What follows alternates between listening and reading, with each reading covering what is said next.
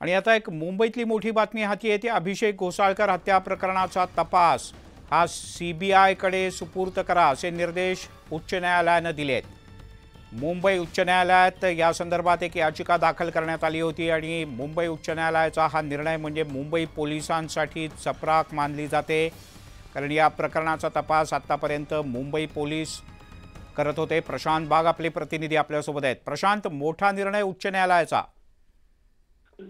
मिलिंद, आपल्याला नक्कीच असं म्हणता येईल की मुंबई उच्च न्यायालयाने दिलेला हा निर्णय अत्यंत महत्त्वाचा आपल्याला मानला जाईल। कारण अभिषेक घोसाळकर शिवसेनेचे नेते आणि यांची ज्यावेळेस हत्या झाली होती, मॉरिस यांनी जी हत्या केली होती, या हत्या प्रकरणामध्ये अनेक वेगळ्या प्रकारचे काळे बेर असं आहे, अनेक प्रश्न उपस्थित करण्यात आले होते।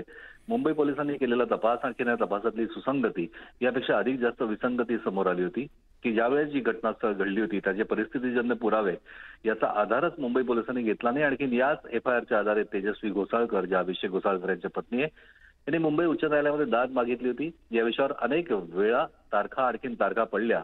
राज्याच्या वतीनं महाधिवक्ता डॉक्टर बिरेंद्र सराफ यांनीही बाजू मांडली, पण अखेर मुंबई उच्च न्यायालयाचे न्यायमूर्ती रेवती मोहिते डेरे आणि न्यायमूर्ती श्याम चांडक यांच्या द्विसदस्यीय खंडपीठानं आज निर्णय दिला।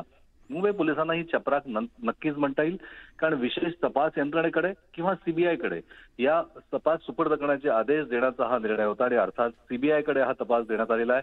आता अभिषेक घोसाळकर यांच्या हत्येमागचं खरं गूढ जे आहे ते उकललं जाईल।